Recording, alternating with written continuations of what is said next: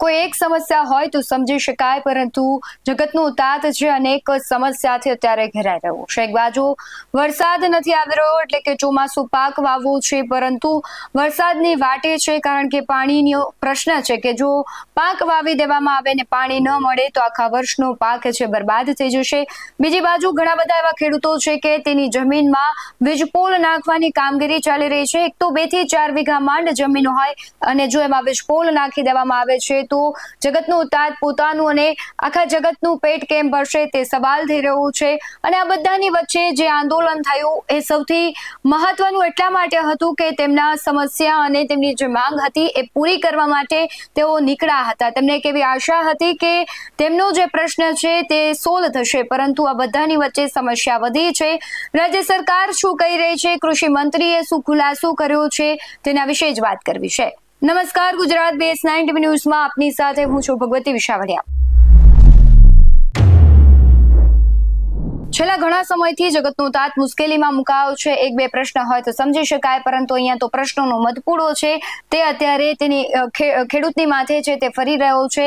બીજી બાજુ રાજ્ય સરકારનું મૌન હતું, માંગ સ્વીકારવામાં આવશે કે કેમ એ પ્રશ્ન હતો। સાથે જ જે વીજ કંપનીઓ છે એ પણ અડગ હતી કે ખેડૂતોની જે માંગ છે તેના પ્રશ્નો છે તે નથી સાંભળી રહી, તેમને પૂરું વળતર પણ નથી આપી રહી। પરંતુ આ બધાની વચ્ચે કૃષિ મંત્રી જીતુ વાઘાણી છે તેમણે જે આખરે મૌન છે તોડ્યું છે। તેમણે કહ્યું છે રાજ્ય સરકાર ખૂબ લાંબા પ્લાનિંગમાં છે અને ખેડૂતોના હિતમાં નિર્ણય લેવાશે। સાથે જ કહ્યું છે કે અત્યાર સુધી ખેડૂતોના પ્રશ્નનું ખૂબ સારી રીતે સત્તામાં બેસેલી પાર્ટી એટલે કે ભારતીય જનતા પાર્ટીએ કર્યું છે અને મુખ્યમંત્રીએ પણ આદેશ આપ્યા છે કે ખેડૂતના જે પ્રશ્નો છે એનું જલ્દીથી જલ્દી નિરાકરણ લાવવામાં આવે। શું કહી રહ્યા છે જીતુ વાઘાણી તેના પર નજર કરીએ। ખેડૂતોને જાગૃત કરવાનો વિષય છે। એ જાગૃતિ અને ક્રાંતિનું કામ એ ધીરે ધીરે કરીને જે આપણો વપરાશ થતો હોય છે એને અનુસરીને એની આવી પ્રયોગશાળાઓ અમારા સૌ અધિકારીઓ એને જઈને એને બતાવી રહ્યા છે। કારણ કે સીધું ઓછું ઉત્પાદન થાય છે, આવો પ્રચાર પણ થતો હોય ત્યારે એમને પરિણામ આપીને સંપૂર્ણપણે, કારણ કે લોકશાહીનો દેશ, લોકશાહીમાં જેમને જે કરવું એ કરી શકતા હોય છે, પણ અમને જે દેખાય છે એ વાત કરીને આગળ વધી રહ્યા છે। ત્યારે ભૂતકાળમાં કોઈ પ્રધાનમંત્રીએ સપ્રમાણ ખાતર, જંતુનાશક દવાઓ એ સપ્રમાણ વાપરવાની વાત કોઈએ નથી કરી, દેશના વડાપ્રધાને કરી છે। અને પ્રાકૃતિક ખેતી, ઝીરો બજેટ ખેતી, ગૌ આધારિત ખેતી મહામહિમ રાજ્યપાલ શ્રી ભૂપેન્દ્રભાઈ અને અમે એ વાત કરીએ છીએ। આને કોઈ ટેકો આપવાની વાત નથી કરતા। ભવિષ્યની ચેલેન્જને કેવી રીતે આપણે સાથે મળીને ઉપાડીએ એની સાથે અમે તમને પણ વિનંતી કરીએ છીએ, સૌને વિનંતી કરીએ છીએ, ખેડૂતોને ખેતરમાં કંઈ જ ન વધે એવી બંજર જમીન થઈ જાય એ પહેલાં જગાડીએ। અને આ વર્ષે હજી ખરીફ સિઝન શરૂ થવાની છે ત્યારે મારા ખેતરમાં 2-5 વીઘા, મારી પાસે 10 હોય તો 2 વીઘા કરું, પરિણામ મળે અને એના તરફ આપણે આગળ વધીએ। હું કોઈ રાજનીતિની વાત કરવા માટે આવ્યો નથી, ખેડૂતોના હિતની વાત કરવા આવ્યા છીએ। મેં કહ્યું અમારે મન એ કોઈ પ્રોપેગેન્ડા નથી, રાજનીતિ ન કરીને ખેડૂતો માટે જે થઈ શકે એ રાજ્યની સરકાર કરી રહી છે, કરશે, એનો સંપૂર્ણ ભરોસો અને વિશ્વાસ આપું છું। મેં કહ્યું ખેડૂતો માટે હંમેશા રાજ્યની સરકારે સંવેદના રાખી છે। હમણાં 25,000 કરોડ એટલે ખરીદી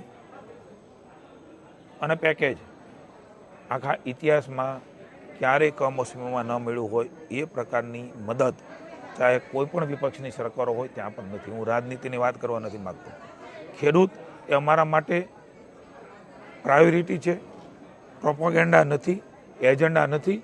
ખેડૂતની ખુશાલી માટે માનનીય મોદી સાહેબના નેતૃત્વમાં અનેકવિધ ખેડૂતોની યોજનાઓ અને સામાન્ય સમાજની, આયુષ્યમાન ભારત કાર્ડ, શુદ્ધ પીવાના પાણી, ગ્રામીણ તંત્રને મજબૂત કરવાનું કામ, વીજળી 24 કલાક આપવાનું કામ, એમને અલગ અલગ પ્રકારે એમના લાભ કેવી રીતે મળે।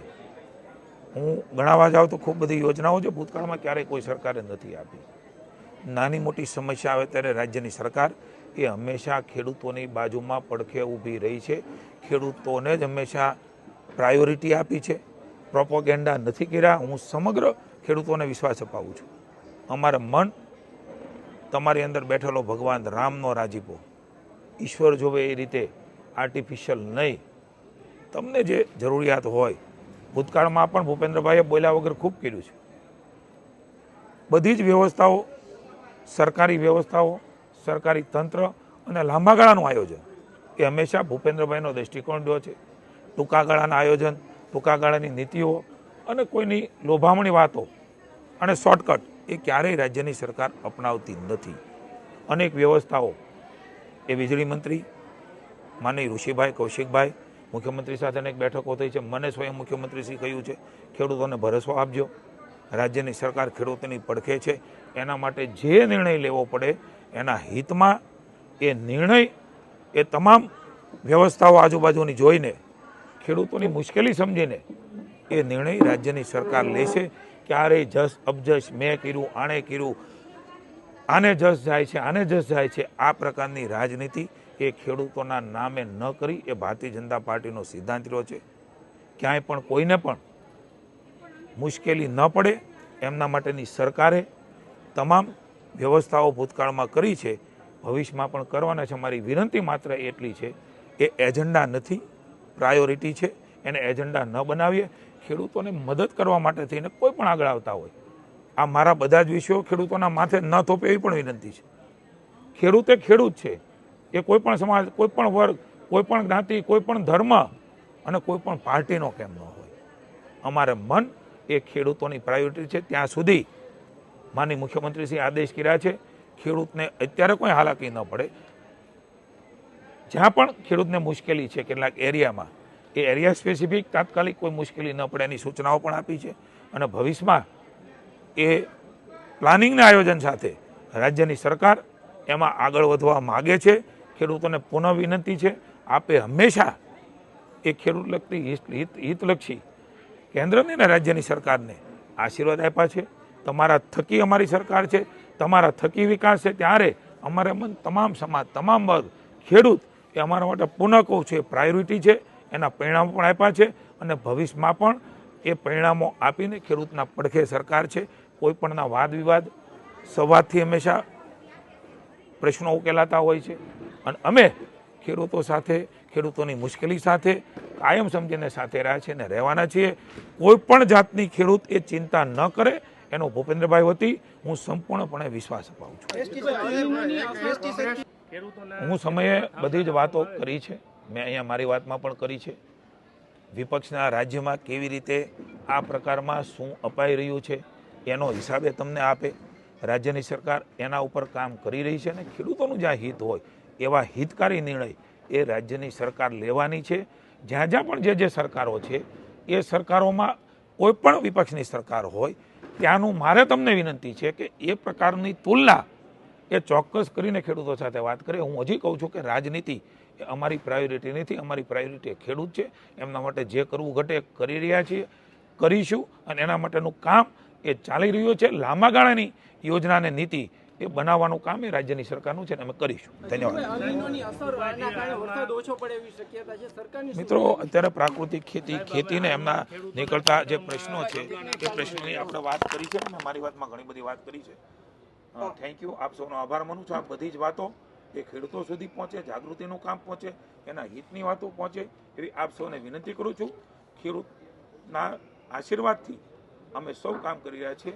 એ કણમાંથી બણ પેદા કરવાવાળા ખેડૂત, એમનો પસીનો ક્યારેય એળે ન જાય એના માટેની ચિંતા એ રાજ્યની ભાજપની સરકાર અંતિમ સવાલ તમે ખેડૂતોને ભરોસો આપો છો. અંતિમ સવાલ.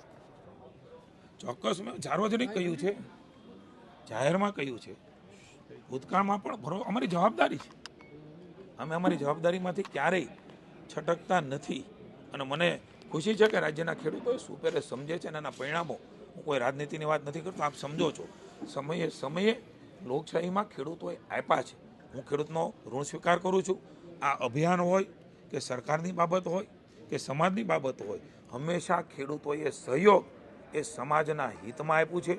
અને હું પુનઃ એકવાર કહું છું, સૌ ખેડૂતોને કહું છું, કોઈએ પણ કિંતુ પરંતુ મનમાં ભ્રમ રાખવાની આવશ્યકતા નથી. લાંબા ગાળાની નીતિ એ કોઈ પણને યશ અપયશ મળે એની ચિંતા ભાજપની સરકાર નહીં કરે. આ પ્રકારની નીતિ અપનાવીને ખેડૂતના હિતકારી નિર્ણય એ અમે લઈશું અને ત્યાં સુધી માની મુખ્યમંત્રીશ્રીએ પણ આદેશો આપ્યા છે.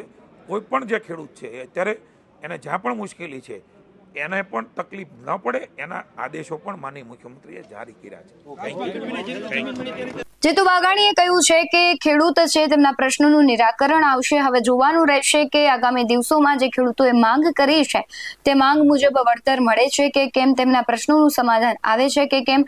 તમારું શું માનવું છે કમેન્ટમાં જરૂરથી જણાવજો. બાકી આવા જ વધુ અહેવાલો સાથે ફરી મળતા રહીશું. તમે અમારી યુટ્યુબ ચેનલને સબસ્ક્રાઇબ કરવાનું, અમને ફેસબુક અને ઇન્સ્ટાગ્રામ પર ફોલો કરવાનું ભૂલશો નહીં. બાકી અવનવી અપડેટ્સ મેળવવા માટે આપ જોતા રહો BS9 TV ન્યૂઝ. નમસ્કાર.